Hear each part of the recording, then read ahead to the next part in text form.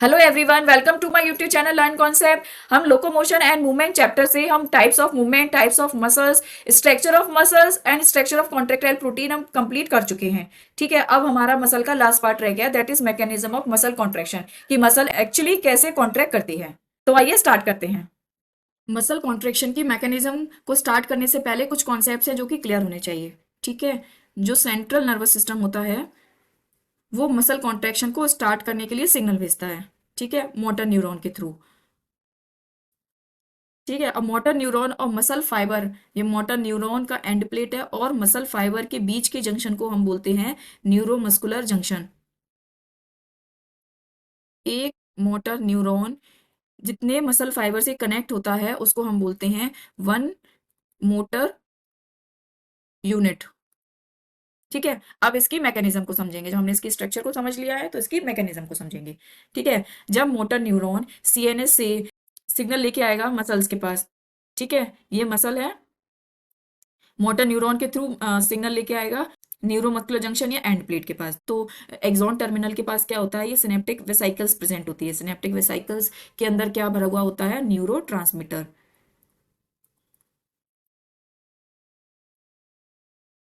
कौन सा neuro transmitter होता है, एसिटाइल कोलिन।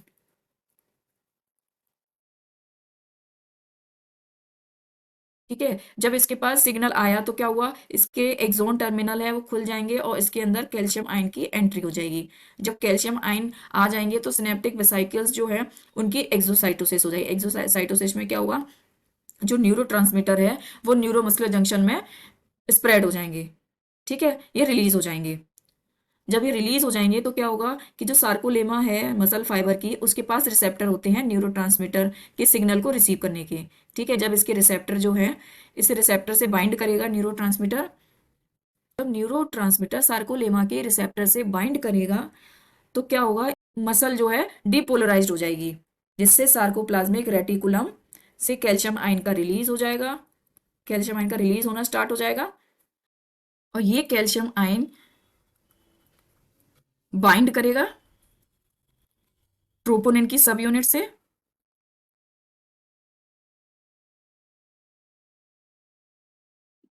जिससे क्या होगा, ट्रोपोनिन की सब यूनिट से जब ये कवर हो जाएगा तो जो मायोसिन बाइंडिंग साइट है एक्टिन फिलामेंट पर,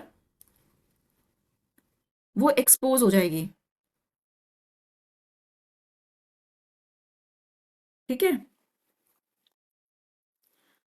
अब ये एक्सपोज हो चुकी है और ये स्लाइड शिफ्ट हो गई है, शिफ्ट होने की वजह से ये एक्सपोज होती है। ठीक है, अब जब एटीपी अवेलेबल होता है तो क्या होता है कि जो मायोसिन का हेड है उसके पास एटीपी बाइंडिंग रिसेप्टर थे, वो एटीपी से बाइंड कर जाएगा। एटीपी को बाइंड करने से क्या होगा, इसके पास एटीपी एंजाइम भी था जो एटीपी को हाइड्रोलाइज कर देगा। हाइड्रोलाइसिस से क्या होगा, एडीपी और इनऑर्गेनिक फॉस्फेट का फॉर्मेशन होगा। इससे इसके हेड के पास एनर्जी आ जाएगी। जब एनर्जी आ जाएगी तो वो एक्टिन फिलामेंट से अटैच हो जाएगा। इससे क्या होगा, फॉर्मेशन ऑफ क्रॉसब्रिज।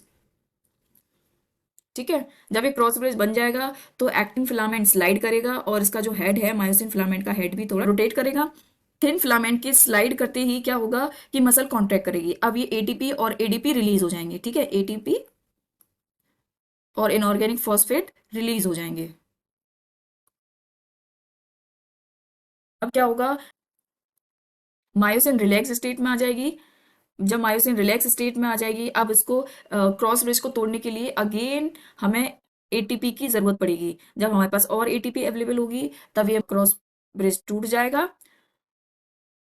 क्रॉस ब्रिज जब टूट जाएगा और एटीपी मायोसिन के हेड के पास है, जब एटीपी आ गई फिर से ये इसका हाइड्रोलिसिस कर देगा। हाइड्रोलिसिस करने के बाद इसके पास एनर्जी आ जाएगी। एनर्जी आने के बाद ये फिर से एक्टिन फिलामेंट से अटैच हो जाएगा और एक्टिन फिलामेंट फिर से स्लाइड करेगा और ये प्रोसेस चलती रहेगी।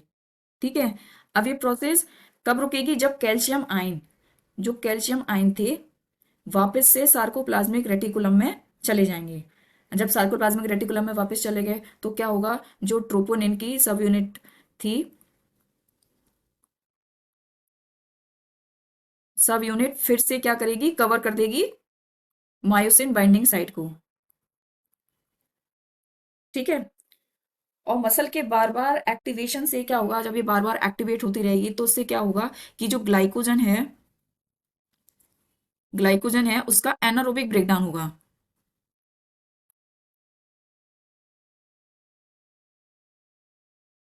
एनारोबिक ब्रेकडाउन से क्या होगा, लैक्टिक एसिड का फॉर्मेशन होगा, लैक्टिक एसिड का फॉर्मेशन होगा और फटीग कंडीशन आ जाएगी।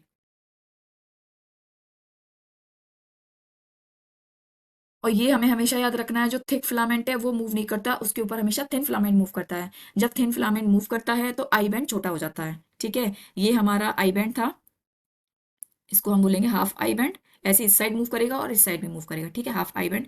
तो ये आई बैंड हमारा छोटा रह गया, ये आई बैंड हमारा छोटा रह गया। और जो ये ए बैंड था ये सेम रहा, ए बैंड हमारा सेम रहा दोनों ही केस में, जब मसल रिलैक्स्ड स्टेट में थी और जब मसल कॉन्ट्रैक्ट स्टेट में थी। ए बैंड हमारा सेम रहेगा, आई बैंड हमारा छोटा हो गया, क्योंकि एच जोन जो था वो हमारा कम हो गया था और ओवरलैपिंग बैंड बढ़ गया। ओवरऑल ए बैंड की लेंथ सेम रहेगी। अब ये एनसीईआरटी टेक्स्ट बुक का डायग्राम, इसमें क्लियरली मेंशन है कि जब रिलैक्स स्टेट में था तब देखो इसमें एच जोन इतना है, और जब कॉन्ट्रेक्शन की स्टेट आई तो उसमें एच जोन छोटा रह गया। ठीक है, आई बैंड भी छोटा रह गया, लेकिन जो ओवरलैपिंग जोन था वो छोटा था, ओवरलैपिंग जोन बढ़ गया, तो उसमें ए बैंड की जो ओवरऑल लेंथ थी वो हमारी सेम रही और आई बैंड हमारा छोटा हो गया कॉन्ट्रैक्टिंग स्टेट में। और जब मैक्सिमम कॉन्ट्रेक्शन होगा तो क्या होगा, एच जोन जो है वो डिसअपियर हो जाएगा, एच जोन हमारा डिसअपियर ही हो गया। अब हम बात कर रहे हैं मसल फाइबर, कितने टाइप के मसल फाइबर होते हैं। उससे पहले हम बात करेंगे मायोग्लोबिन। मायोग्लोबिन क्या होता है, मायोग्लोबिन एक रेड कलर का पिगमेंट होता है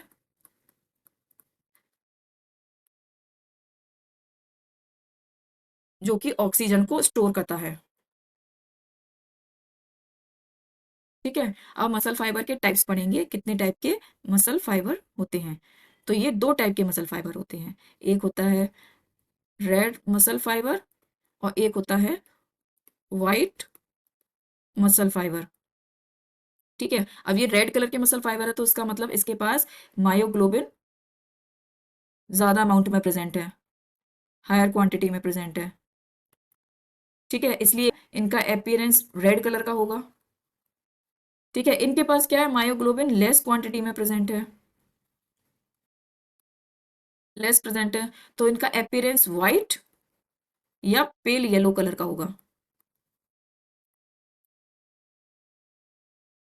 ठीक है, इन मसल फाइबर्स के पास बहुत सारे माइटोकॉन्ड्रिया भी होते हैं।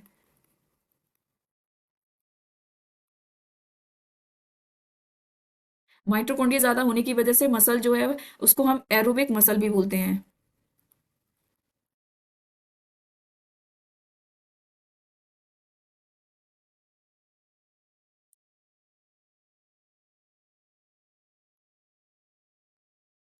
और इनके पास माइटोकॉन्ड्रिया बहुत ही लेस होता है, माइटोकॉन्ड्रिया लेस, बट इनके पास सार्कोप्लाज्मिक रेटिकुलम हायर क्वांटिटी में प्रेजेंट होता है। ठीक है, इसलिए इनके पास कैल्शियम आयन की कभी कमी नहीं होती है और ये एनारोबिक प्रोसेस पर डिपेंड रहते हैं, एनारोबिक प्रोसेस पर डिपेंड रहते हैं, क्योंकि इनके पास माइटोकॉन्ड्रिया कम होती है। तो ये हो गया आपका पूरा मसल वाला part complete. Thank you for watching, I hope आपका ये कॉन्सेप्ट क्लियर हो गया होगा, कमेंट करके जरूर बताइए। और इस टॉपिक से related question answer description box में एडेड है। और अगर आपने अभी तक चैनल को सब्सक्राइब नहीं किया है तो चैनल को सब्सक्राइब करना ना भूलें। मिलते हैं नेक्स्ट वीडियो में, तब तक के लिए बाय बाय।